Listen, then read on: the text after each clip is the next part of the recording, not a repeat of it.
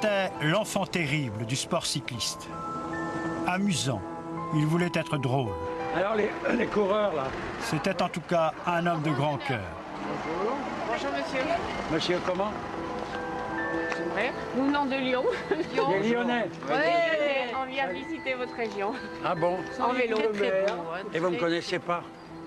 Votre visage. Non, vous étiez trop jeune. Oui, il me connaît là. Aston Forder. Hassan Forder, voilà. Ah là là.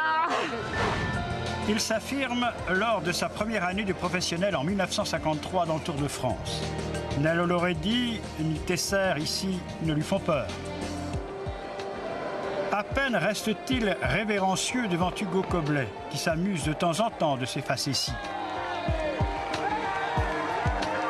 C'est dans cette étape, la 5e, Dieppe-Caen, qu'Hassan Forder frappe le premier grand coup de sa jeune carrière.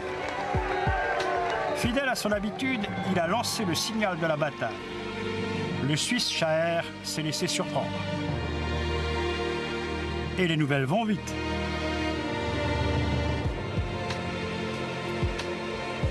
Hassan Forder se montre intenable, échappé en compagnie de Jean Maléjac, d'Émile Guérinel, de Job Morvan, de Fred De Bruyne, de Maurice Dio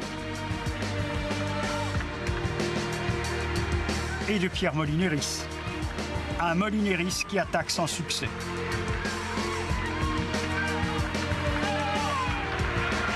Maléjac et Hassan Forder sont sur leur garde.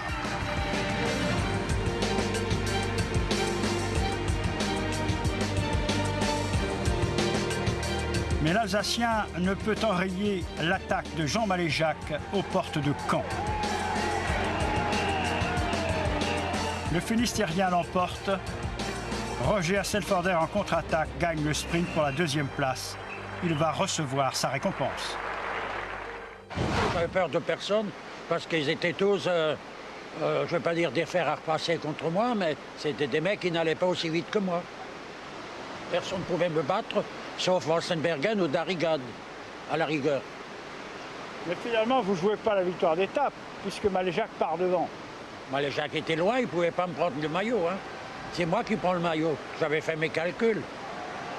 Vous avez le maillot pour un jeune de 23 ans, c'est quelque chose d'extraordinaire. J'ai même dormi avec le maillot. Le matin, quand ils sont venus me réveiller, ils ont dit « mais t'es déjà habillé ?» J'ai dit « non, j'ai dormi avec le maillot jaune ». C'était vraiment, et le lendemain, je m'appelais Hassen. J'avais mon nom sur les routes. Tout le lendemain, vous êtes populaire dans un Tour de France. Mais avec le maillot jaune, vous êtes sur une autre planète. Vous êtes heureux. J'étais tellement heureux, j'arrivais même pas à dormir le soir. Le Critérium national de la route demeure la spécialité de l'Alsacien qui rapidement se fait un nom. Dans l'édition 1954, les échappées se succèdent.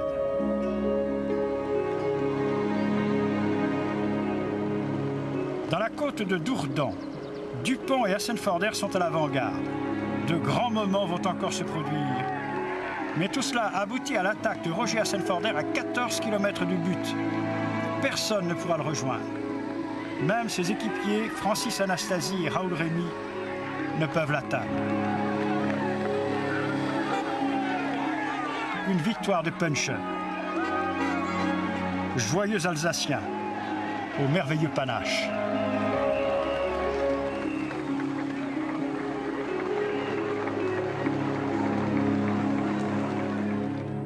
Dans la vallée de Chevreuse, je me suis retourné, il y avait mes propres coéquipiers qui m'ont couru après, au lieu de me laisser partir. Ils ne voulaient pas que je gagne. C'est Anastasie et Raoul Rémy qui font 3 et 4e, je crois. Et je voulais à tout prix gagner. Et le Parc des Princes, c'était ma piste préférée. J'ai gagné tout seul. En 1958, il ambitionne une nouvelle fois de remporter le national. Geminiani saute dans son sillage. Geminiani avait le même maillot que moi, courait sur la même équipe. Et c'était à 15 km de l'arrivée. J'ai vu dans l'ombre que les deux têtes, Geminiani et l'autre, se sont rapprochés pour se parler. Donc je me suis méfié, j'ai dit, il y en a un qui va attaquer.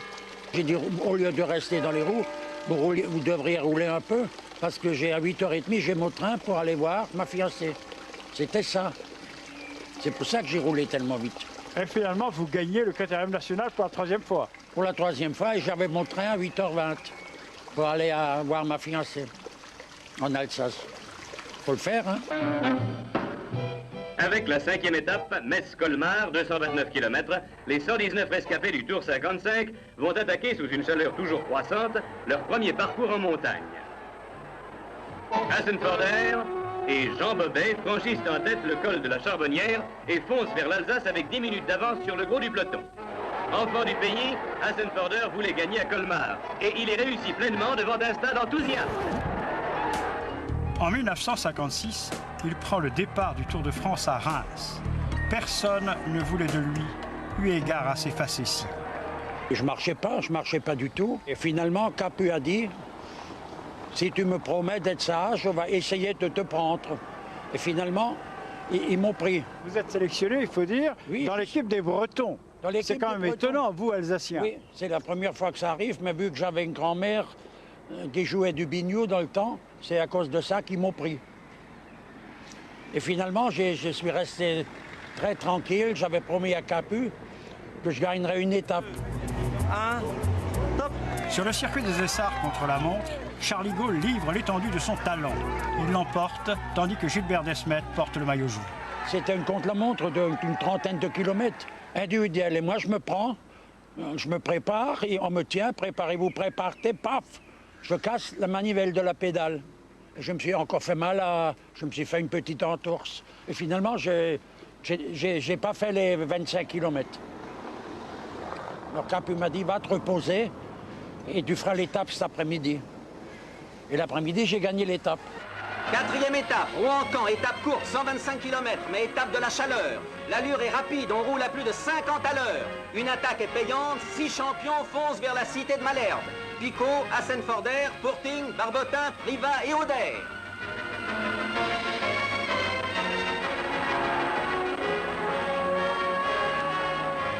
C'est l'arrivée. Hassenforder, Alsacien breton, gagne devant Fourting et Darrigade, heureux, reprend son maillot jaune. Pas un regard pour le pittoresque décor du port de La Rochelle. 18 hommes se sont échappés et passent à Rochefort. Ils sont 28 au ravitaillement à Royan.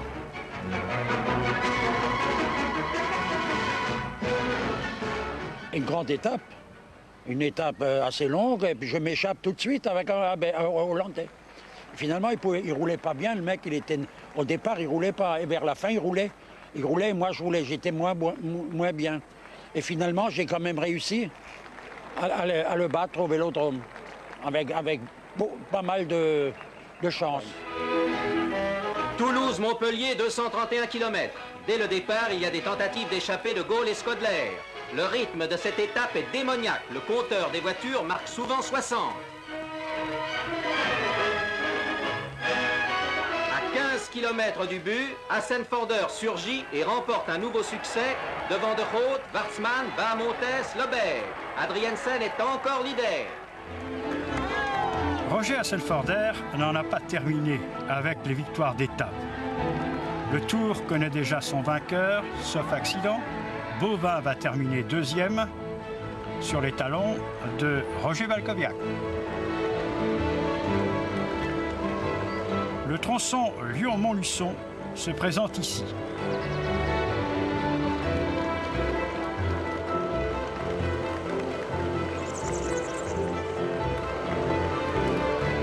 Le profil emprunte les dernières difficultés de ce Tour de France 1956. Et là, j'avais fait un pari avec Louis Capu, que lui, quand il arrivera, j'aurais déjà pris ma douche.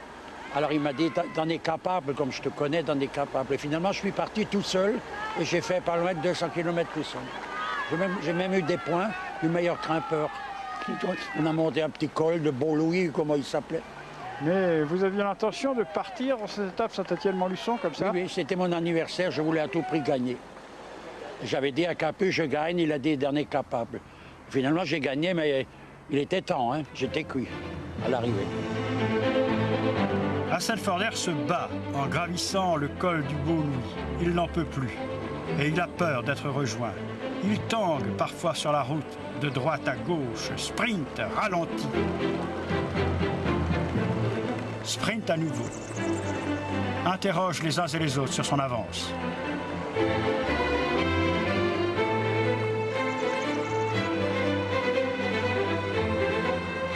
À l'arrivée, Pierrette Valkowiak, épouse du maillot jaune, l'attend pour lui remettre la rose Valco.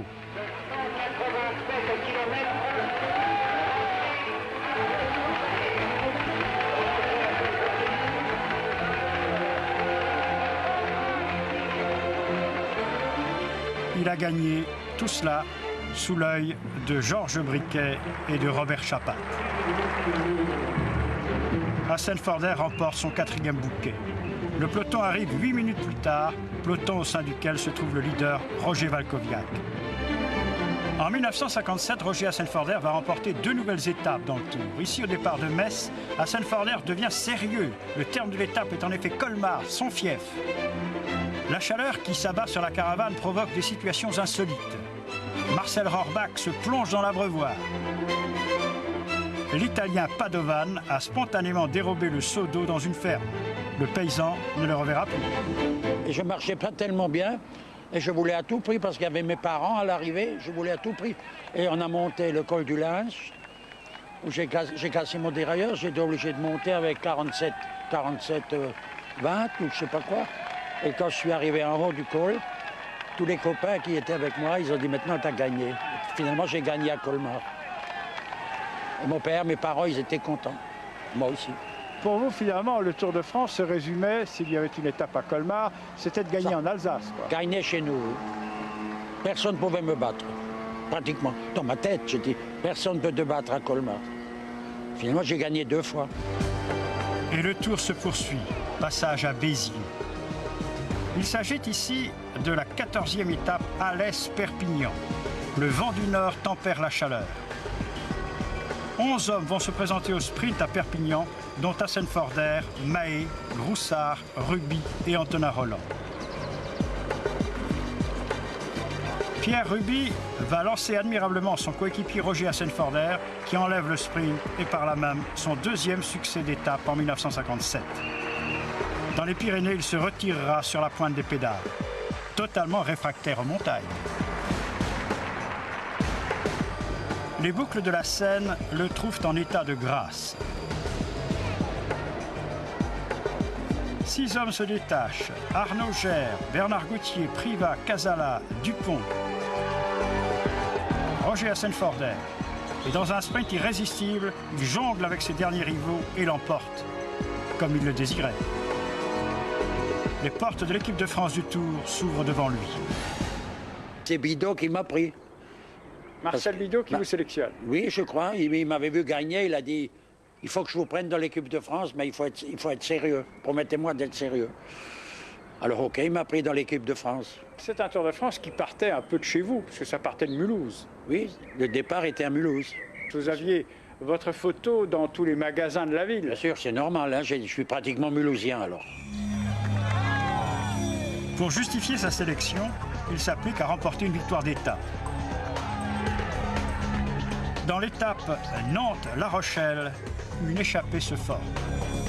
On aperçoit Anglade, Picot, Johnson, le Suédois Vorting, Blénaud, Adriansen, Ovnars, Baffy, Robinson, Hassenforder et le Belge Van Genugden. Moi, je marchais pas bien au départ et à la fin, c'est moi qui marchais bien. Et finalement, je lui ai ouvert un piège, vu que je suis un ancien, que je fais de la piste. C'est-à-dire, je me suis un peu écarté du bord et je l'ai laissé rentrer. Et quand il était venu à ma hauteur, j'ai de nouveau fermé le piège. Et puis, il était battu. C'est-à-dire, il a porté plainte, mais le jury m'a accordé la victoire. À Kaisersberg, Roger Hassenforder est resté une célébrité.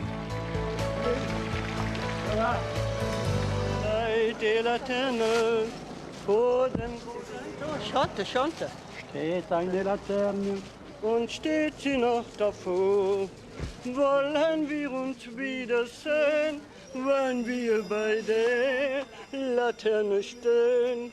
Wie einst Lili Marleen, wie einst Lili Marleen.